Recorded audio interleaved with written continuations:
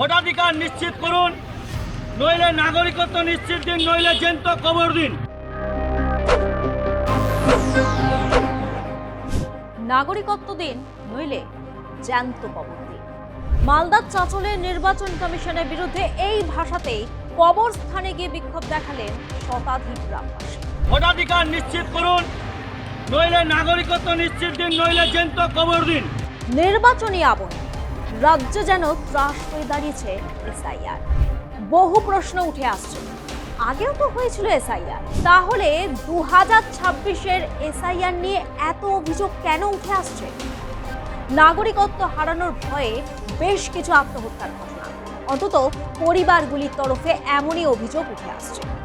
শুধু সাধারণ মানুষ নয়, বিএলওরাও অতিরিক্ত চাপের কথা বহুবার স্বীকার করেছে। রাজ্য সরকারের তরফে নির্বাচন কমিশন ও কেন্দ্রের যোগসাজশের অভিযোগ। অন্যদিকে রোহিঙ্গা ভিনদেশীদের অবৈধভাবে ভোটাধিকার দেওয়ার পাল্টা অভিযোগ উঠছে। বিধানসভা নির্বাচনের আগে এই দৃশ্য স্বাভাবিক, তবে নির্বাচন কমিশনের এসআইআর নিয়ে পারফরমেন্স একটু বেশি রাফ অ্যান্ড টাফ হয়ে যাচ্ছে নাকি? অন্তত এমনই প্রশ্ন ঘোরাফেরা করছে রাজনৈতিক মহলের একাংশের মধ্যে। এই মুহূর্তে নির্বাচনী উত্তাপকে ছাপিয়ে গেছে এসআইআর এর চূড়ান্ত ভোটার তালিকায় লক্ষ লক্ষ নাম বাদ ও বিচারাধীন থাকার বিষয়। শহর থেকে জেলা, রাজ্যের বিভিন্ন প্রান্তে ছড়িয়ে পড়েছে ক্ষোভের গভীর প্রকাশ, যার নিদর্শন এই অভিনব প্রতিবাদ বিক্ষোভ। কমিশনের বিরুদ্ধে বিক্ষোভের বহু ছবি দেখেছে এ রাজ্য, তবে কবরস্থানে গিয়ে মালদার কলিগ্রাম, খানমোড়, শহরবাগ ও নূরগঞ্জ এলাকার বাসিন্দাদের এই বিক্ষোভ নজিরবিহীন। 1 ঘন্টারও বেশি সময় ধরে একটাই কথা বারবার বললেন বিক্ষোভকারীরা, নাগরিকত্ব দিন, নইলে জ্যান্ত কবর দিন। নিরপেক্ষ হন, ভোটাধিকার নিশ্চিত করুন, নইলে নাগরিকত্ব নিশ্চিত দিন, নইলে জ্যান্ত কবর দিন। আমরা এখন কবরস্থানে আছি, কমিশন আসুক, কমিশনের কোনো আধিকারিক আসুক, আমাদেরকে জ্যান্ত কবর দিয়ে দিক, কোনো অসুবিধা নেই। আমরা আজকে ভারতীয় হয়েও আমাদেরকে প্রমাণ দিতে হচ্ছে আমাদের নাম আন্ডার এডুকেশনে ফেলা আছে। সেটা কি কারণে, কি চলছে, কি কারণে হচ্ছে, এটা কিসের চক্রান্ত? সেই চক্রান্তের জবাব দিক কমিশন। আর নইলে আমাদের নাগরিকত্ব দিন, নাহলে জ্যান্ত কবর দিন। শুনলেন তো, ঠিক কোন পরিস্থিতিতে পৌঁছলে মানুষের মধ্যে এই ক্ষোভের সঞ্চার হয়? প্রশ্ন হচ্ছে, যাদের নাম বাদ গেছে সত্যিই কি সকলে অনুপ্রবেশকারী রোহিঙ্গা? যদি না হয় তাহলে সিএতে আবেদন করে শংসাপত্র পাওয়ার খবর প্রকাশ্যে এসেছে, কিন্তু বহু মানুষ নাগরিকত্বের আবেদন করেও এখনো পর্যন্ত কোনো সুরাহা পাচ্ছেন না বলে অভিযোগ। রাজ্যের বহু মানুষ এখন আতঙ্কের প্রহর গুনছে। এসআইআর প্রক্রিয়া ঘোষণা হওয়ার পর থেকে কেন্দ্রকে নানা অভিযোগে বিদ্ধ করেছে রাজ্য। শাসক দলের এসআইআর সংক্রান্ত নানা বিবৃতি এই আতঙ্কের সূত্রপাত করেছিল রাজ্যবাসীর মনে। 28শে ফেব্রুয়ারি এসআইআর এর চূড়ান্ত তালিকা প্রকাশের পর থেকে সামনে এসেছে সাধারণ মানুষের ভোগান্তির ছবি। কারোর এসআইআর এর খসড়া তালিকায় নাম থাকলেও চূড়ান্ত তালিকায় নাম এসেছে বিচারাধীন ক্যাটাগরির অধীনে, কারোর আবার নাম এসেছে ডিলিটেড ক্যাটাগরির অধীনে, কারোর আবার নামই নেই। কি হচ্ছে সব? এই পুরো প্রক্রিয়ার মধ্যে সমস্যার কথা তো পরিষ্কার। উদাসীনতা, রাজনৈতিক অঙ্গুলি হেলন, খেই হারিয়ে ফেলা, নাকি গতি মেলাতে গিয়ে সাধারণ মানুষের নাগরিকত্ব নিয়ে ছেলে খেলা? ঠিক কোন পরিস্থিতিতে দাঁড়িয়ে কবরস্থানে গিয়ে এইভাবে বিক্ষোভ দেখাচ্ছেন শতাধিক মানুষ?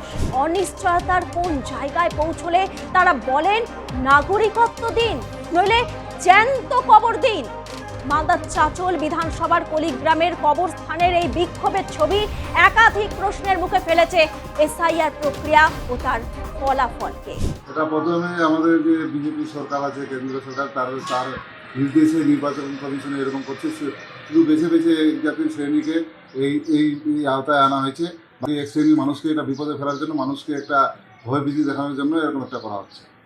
আপনার সংখ্যাটা? আমাদের এই 3000-এর কাছাকাছি এরকম আছে। আজকে যে গোরস্থানে গিয়ে বিক্ষোভ দেখালো, কি বলবেন এটাকে? এটা কি ঠিক করছে?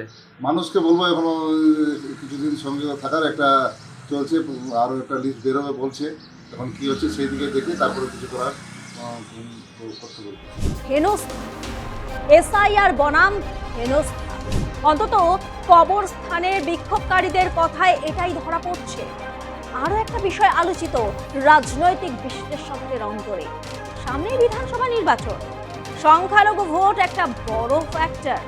রাজ্যের মুসলিম সম্প্রদায়ের তরফে অভিযোগ, বেছে বেছে টার্গেট করা হচ্ছে তাদের। মুসলিম মানেই ধরে ফেলা হচ্ছে হয় তারা বাংলাদেশি, তারা অনুপ্রবেশকারী। রাজ্য সরকারের বিরুদ্ধে অনুপ্রবেশকারীদের লালন করার অভিযোগ বারবার তোলা হয়েছে বিজেপির তরফে। তবে মমতা সরকারের জবাব, সীমান্ত সংরক্ষণের দায়িত্বভার কেন্দ্রীয় বাহিনীর হাতে। তাই অনুপ্রবেশ হয়ে থাকলে দায় বর্তায় কেন্দ্রের ওপর। আর নির্বাচনের আগেই বা কেন এই পাকড়াও কর্মসূচি? এতদিন কোথায় ছিল এই তৎপরতা? তবে মুসলিমদের টার্গেট করার অভিযোগ সত্যি যথোপযুক্ত? এতে নির্বাচন কমিশনের লাভ কোথায়? সমস্ত নথি থাকা সত্ত্বেও কেন বাদ দেয়া হচ্ছে সংখ্যালঘুদের? সরাসরি শুনুন বিক্ষোভকারীদের অভিযোগ। আমি কৈরাল নিয়ে এসেছি মনের ক্ষোভে, যে বাবা মা 2002-এ ভোট দিয়েছে, তালিকায় আছে। আমরা 5 ভাই বোন বলে আমার নামটা রিটার্ন এসছে, এবং তারপরেও সব ডকুমেন্টস দেওয়া সত্ত্বেও, হিয়ারিং এ যাওয়া সত্ত্বেও আবার আন্ডার এডুকেশন। এই কারণে আমার একটা বিশেষ, আমার বড় বোন আছে যে বিয়ে দিতে হবে, আমি বন্ধন লোন নিব। যখন যাচ্ছে ভোটার কার্ড আইডি চেক করতে, তো দেখাচ্ছে তোমার ভোটার আন্ডার এডুকেশন। তো আমি এখন লোন পাবো না, বোনের বিয়ে দিতে পারবো না। এ কি করছে আমাদের জ্ঞানেশ কুমার? আমাদের কি মুসলিম হওয়া পাপ না সংখ্যালঘু হওয়া পাপ?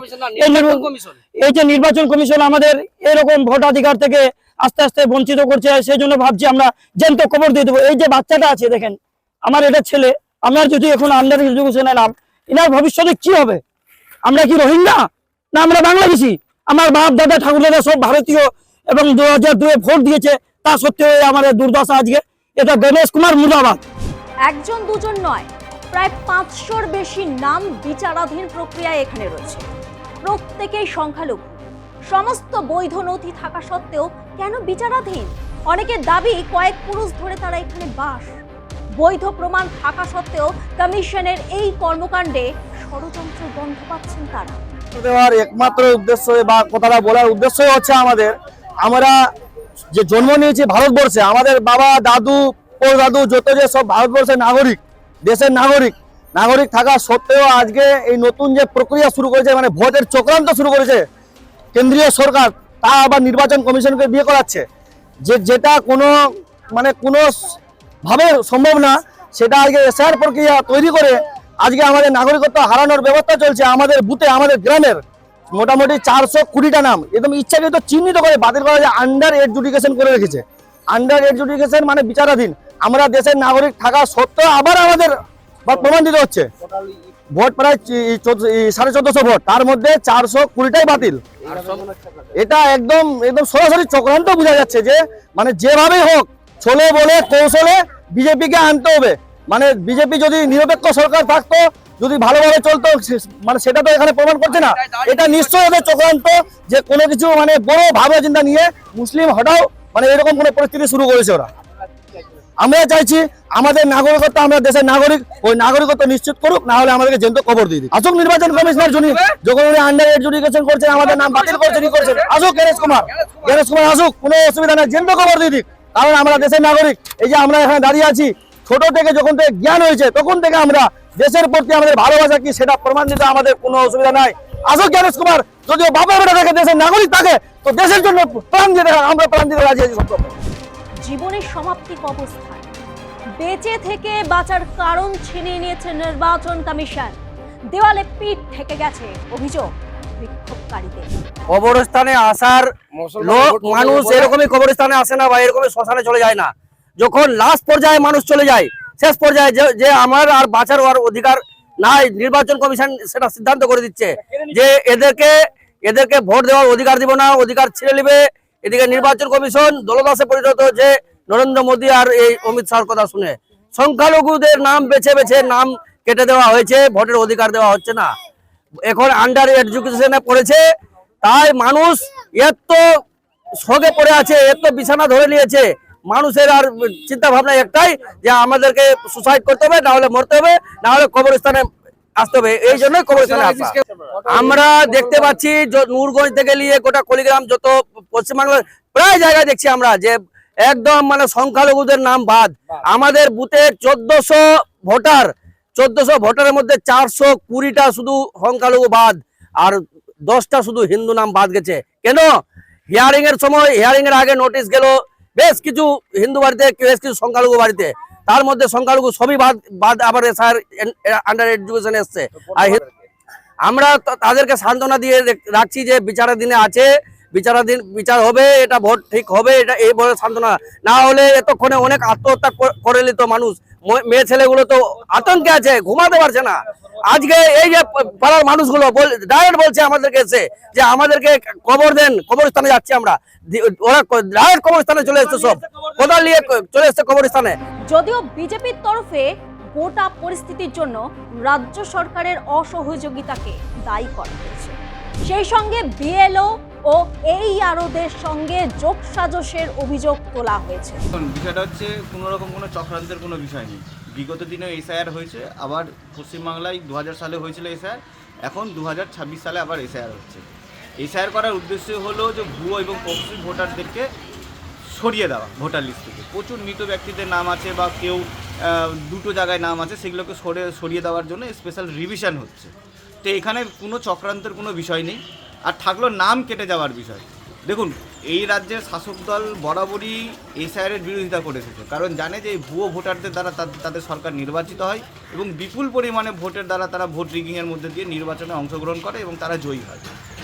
তো মানুষ চায় যে স্বতঃস্ফূর্তভাবে ভোট হোক, তাই জন্য এই এসআইআরটা আন্ডার এডুকেশন রয়েছে, একটা বুথে 400-500 এরকম রয়েছে, সামনে ভোট, তারা আতঙ্কে রয়েছে।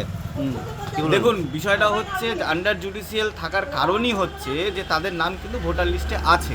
আন্ডার জুডিশিয়াল নাম কেটে বাদ চলে গেছে এমনটা বিষয় নেই। বিষয়টা হচ্ছে তৃণমূল সরকার বরাবরই অসহযোগিতা প্রথম থেকে করে এসেছে। রাজ্য সরকার কোনো রকম কর্মী ইসিআইকে দেয়নি, নির্বাচন কমিশনারকে দেয়নি।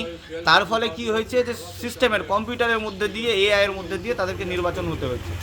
এখন দেখা গেছে যাদের নামের বাবার নাম এবং তাদের পূর্বপুরুষের নাম ভুলে এসেছে, তাদেরকে হিয়ারিংয়ে ডাকা হয়েছিল। এখন সুপ্রিম কোর্ট এবং হাইকোর্টের রায়ের ভিত্তিতে এখন জুডিশিয়াল ম্যাজিস্ট্রেটের আন্ডারে তা হবে।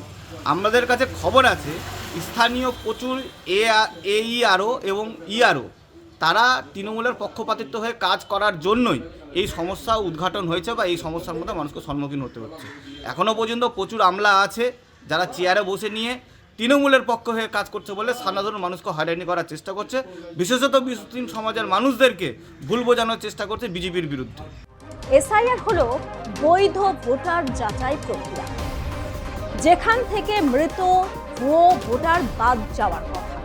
তাহলে এত অভিযোগ, এত ক্ষোভ কেন? পুরোটাই রটনা, নাকি যা রটে তার কিছুটা ঘটে? কেন্দ্র রাজ্য সংঘাত হোক বা মমতা জ্ঞানেশের মতবিরোধ, এসআইআর নিয়ে কেন সাধারণ মানুষ হেনস্থার মুখে পড়বে? যে সমস্ত বৈধ ভোটারের নাম বাদ পড়েছে বলে অভিযোগ, কোথায় যাবেন তারা? বৈধ নথি থাকা সত্ত্বেও যদি এসআইআর তালিকায় বিচারাধীন বা বাতিল হতে হয়, বাতিল করলেও সঠিক কারণ দেখাতে হবে। রাজায় রাজায় যুদ্ধে কিন্তু আর উলু খাগড়ার প্রাণ যায় না। এটা 5G স্পিডের AI এর যুগ, এটা আমাদের ভারতবর্ষ, গণতান্ত্রিক দেশ। ভুলে গেলে মনে করিয়ে দিই। তাই রাজা, মন্ত্রী, কমিশন যেই থাকুন, জবাব দিতে হবে সাধারণকে। গণতন্ত্রের স্বেচ্ছাচারিতা, স্বৈরাচারিতা ধূলিসাৎ হবেই।